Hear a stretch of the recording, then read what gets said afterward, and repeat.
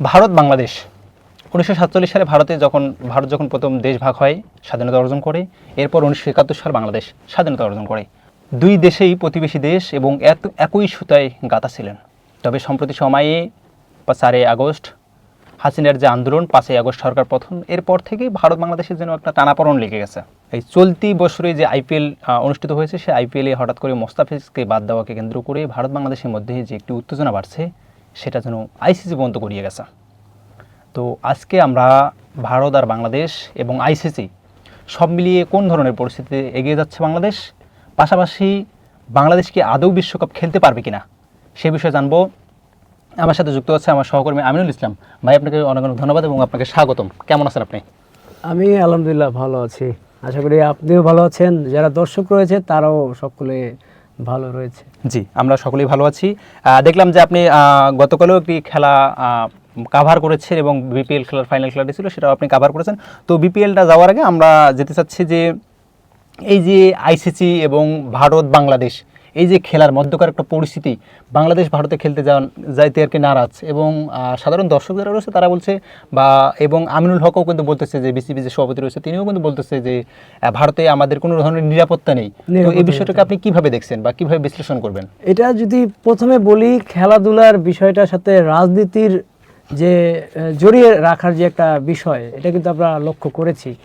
যেমনটা আমরা দেখেছি যে বাংলাদেশকে ইস্যু করে, বিশেষ করে 5 আগস্টের পর থেকে আমাদের পার্শ্ববর্তী প্রতিবেশী দেশ ভারত কিন্তু নানান সময়ে বিভিন্ন ধরনের প্রোপাগান্ডামূলক নিউজ কিন্তু তারা করে যাচ্ছে, এবং সেটা কিন্তু এখনও চলছে।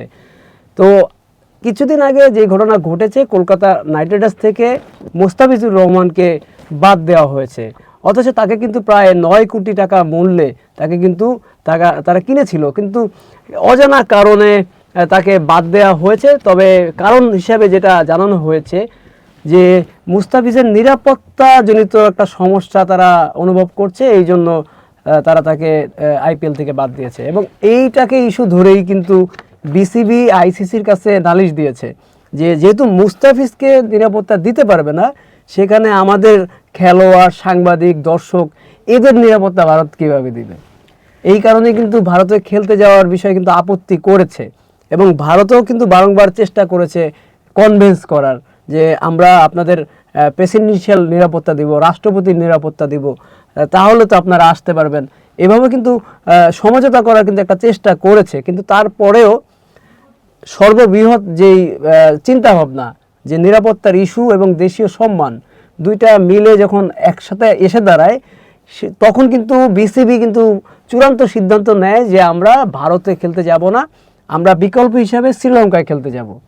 তো এইটাকে কিন্তু সাধারণ মানুষও সাদরে গ্রহণ করেছে।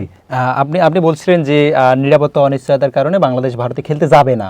তো এই বিষয়টি কিন্তু আইসিসি পর্যন্ত চিঠি দিয়েছে এবং আইসিসি পর্যন্ত গড়িয়েছে। তো আইসিসি বিষয়টাকে কিভাবে দেখছে এবং আদৌ বাংলাদেশ ক্রিকেট খেলবে কিনা আপনার কি মনে হচ্ছে? আমার এই বিষয়টা যদি বলি, প্রথমত এবারকের বিশ্বকাপ কিন্তু ভারতে অনুষ্ঠিত হতে যাচ্ছে, তবে আপনারা দেখবেন যে শ্রীলঙ্কার নামটাও কিন্তু আছে। অনেকে ভাবতে পারে যে এরা সহযোগী দেশ হিসাবে শ্রীলঙ্কা পার্টিসিপেট করছে, কিন্তু বিষয়টা কিন্তু এরকম না। পাকিস্তানও কিন্তু শুরু থেকেই ভারতে খেলতে যাওয়ার বিষয়ে কিন্তু আপত্তি জানিয়েছে, এবং সেই কারণেই কিন্তু পাকিস্তানের যেই ম্যাচগুলো সেগুলো কিন্তু ভারতে রাখা হয়েছে, যার কারণে কিন্তু অনেকের মনে হতে পারে যে ভারত এবং শ্রীলঙ্কা মিলে এই বিশ্বকাপটা করছে, কিন্তু আদত এটা শুধুমাত্র ভারতই করছে, আয়োজনটা করছে। জি, যদি আমিনুল সাহেব, আমি একটু থামাই আপনাকে। যদি ভারত এবং শ্রীলঙ্কা মিলেই যদি বিশ্বকাপটা অনুষ্ঠিত করে, যেহেতু বাংলাদেশের একটা অনীহা রয়েছে যে তারা ভারতে খেলতে যাবে না, তো সেক্ষেত্রে তাদেরকে শ্রীলঙ্কায় ফেলতেছে না কেন, সি গ্রুপে ফেলতেছে না কেন? এটা আমি বলতেছি যে যেহেতু পাকিস্তানের বিষয়টা আইসিসি দেখলো, তাদের জন্য একটা থার্ড পার্টি একটা দেশে তারা তাদের খেলাটা পরিচালনা করার জন্য একদম প্রস্তুতি নিল, খেলার যে ফিক্সার সেটাও কিন্তু রেডি হয়ে গেল। এখন বাংলাদেশেরও যখন একই একটা ইস্যু এসে দাঁড়ায়, তখন কেন আইসিসি এটাতে সম্মতি দিল না? এমনকি ভারতেই কেন জোর করে খেলার জন্য ফোর্স করছে, এক প্রকার বলা যায় যে জোর জবরদস্তি করেই ভারতেই খেলতে হবে। এখন আমরা একটা বিষয় যদি দেখি, খোলা চোখে যদি দেখি, আইসিসির সভাপতি কিন্তু ভারতীয়, এবং যারা যেই কমিটিটা বাংলাদেশে এসেছে তাদের মধ্যে বেশিরভাগ সংখ্যার মানুষের ছিল কিন্তু ভারতীয়। আবার খেলাটা হচ্ছেও ভারতে। যদি বাংলাদেশ ভারতে খেলতে না যায়, সবচেয়ে বেশি ক্ষতি হবে ভারতের।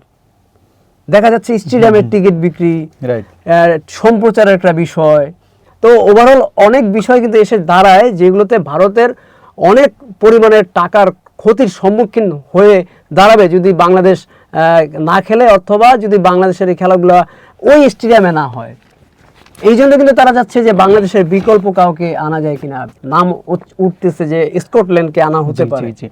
না, তবে এই যে বাংলাদেশ শান্তিপূর্ণ একটি দেশ, বাংলাদেশ বরাবরই বিশ্বকাপে একটা সুনামের সহিত কিন্তু ইতিমধ্যে খেলে এসেছে, আপনারা দেখেছেন এবং আমরাও দেখেছি। তো বর্তমান সময়ে এই সাম্প্রতিক যে ইস্যু, এই ইস্যুকে কেন্দ্র করে হঠাৎ করে যদি বাংলাদেশকে বাদ দেওয়া হয়, তাইলে আমরা তো শুনেছি যে স্কটল্যান্ডকে নিয়ে আসা হবে এবং এরপরে স্কটল্যান্ড রয়েছে, তাদেরকে ভারতের মাটিতে খেলানো হবে। তো যেহেতু শ্রীলঙ্কায় খেলা হচ্ছে, সেক্ষেত্রে শ্রীলঙ্কায় আমাদের বাংলাদেশকে পাঠানো, সি গ্রুপ থেকে বি গ্রুপে আনার ব্যবস্থা করা হোক, সেটা অবশ্যই আইসিসির কাছে থাকবে। তো আমরা এই যে বর্তমান যে ক্রিকেটাররা রয়েছে, ভেন্যু পরিবর্তনের বিষয়ে সরকার যে সিদ্ধান্ত প্রসঙ্গে যে সিদ্ধান্ত নিয়েছে যে আমরা একদম অনড় আছি, আমরা ভারতে খেলতে যাব না, এবং তারা ছাপ আইসিসিকেও জানিয়ে দিয়েছে। তো এই যে বিসিবি যে সিদ্ধান্ত, সেটাকে আপনি কিভাবে দেখছেন, বা আপনি তাদের সাথে একমত কিনা? ভারতে খেলতে যাওয়ার বিষয় কিন্তু আমাদের দেশে যারা খেলোয়াড় রয়েছে তারা কিন্তু সম্পূর্ণভাবে ওইভাবে কিন্তু সমর্থন দেয় না। তারা চাচ্ছে কোনোভাবে খেলাটা হোক। কেন চাচ্ছে?